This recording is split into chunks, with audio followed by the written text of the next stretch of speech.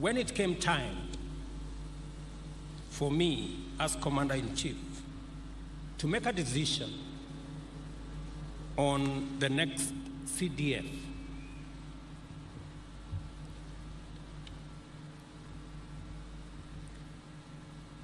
it wasn't an easy decision as it should. It's always a decision of many balances. But let me say this about General Ongola.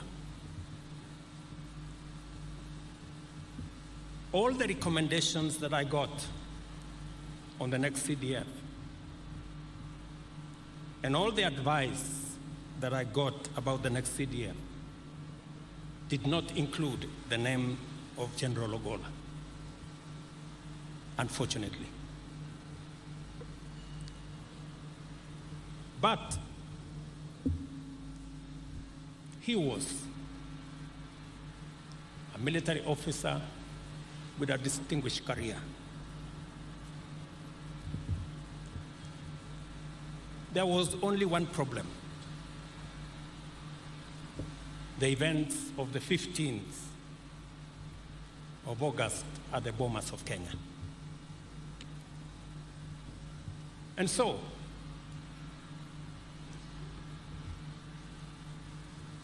I asked General Ongola for a meeting.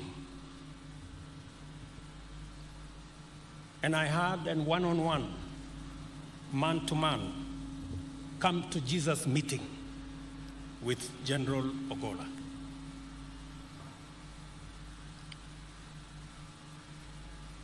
And when we concluded that meeting, General Ongola told me the following: Mr. President, I have no defense. I will not try to defend myself. It was wrong what happened. And you have three choices. Either send me to court-martial, or have me retired, or forgive me.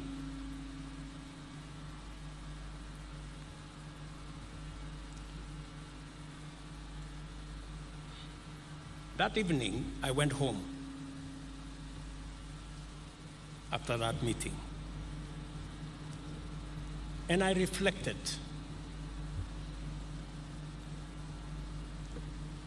on what General Ongola had told me.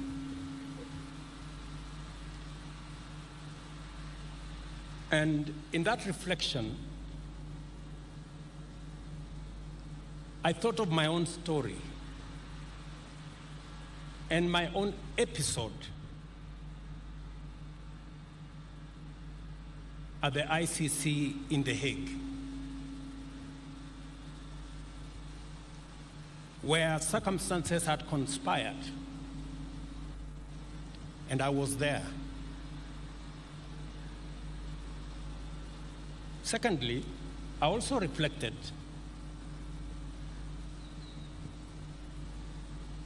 on the brief that I had been given when I came into office as president. And I had been told there are 4 sensitive positions: that of the IG of the police, that of Interior, that of the Director General of NIS, and that of the CDF. And I had been told, you need to be careful who you appoint into these offices, because they mean a lot, and they are very sensitive. And I had even been told that, please, don't be shy to appoint members of your community. You will be safe.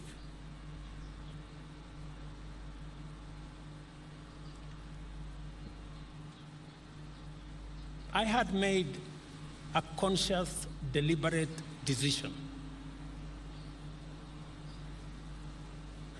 that we were going to take a different trajectory as a country,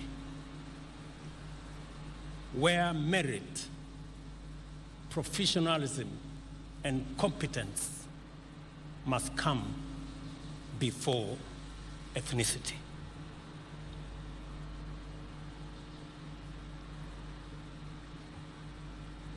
And I made up my mind that General Ongola deserved to be the Chief of Defense Forces of the Republic of Kenya.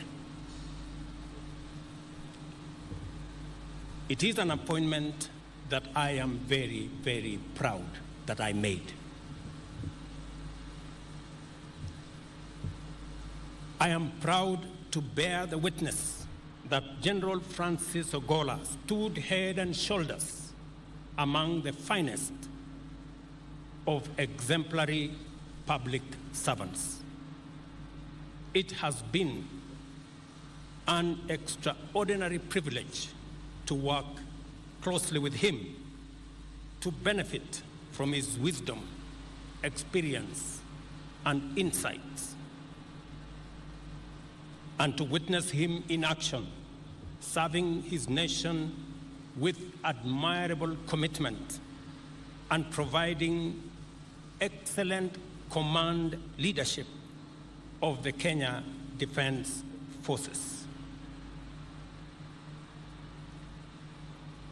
As is tradition, every day, without a doubt, whether I am in country or out of the country,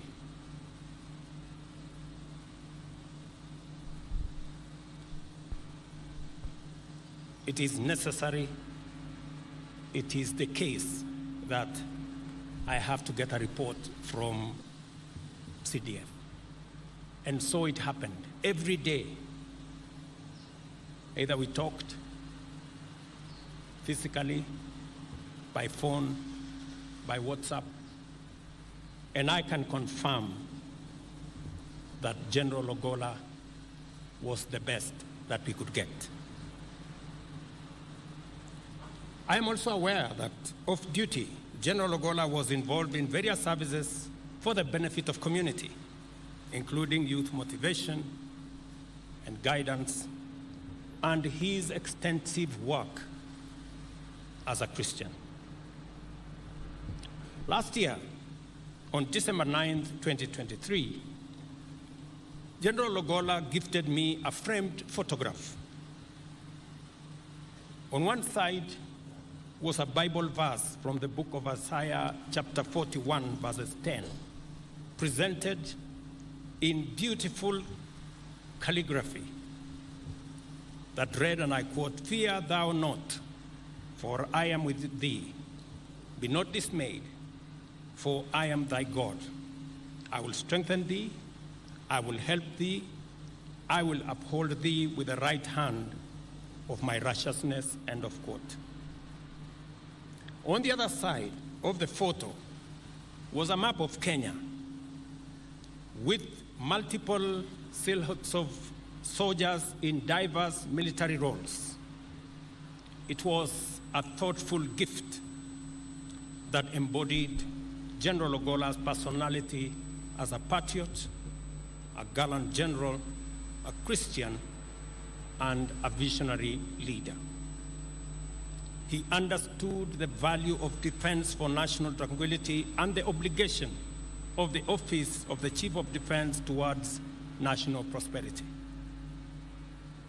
When I asked him that schools, 5 schools needed to be renovated, he didn't ask me for money. He went to his budget and asked his officers to reorganize the budget so that he could respond to the needs of children who were out of school.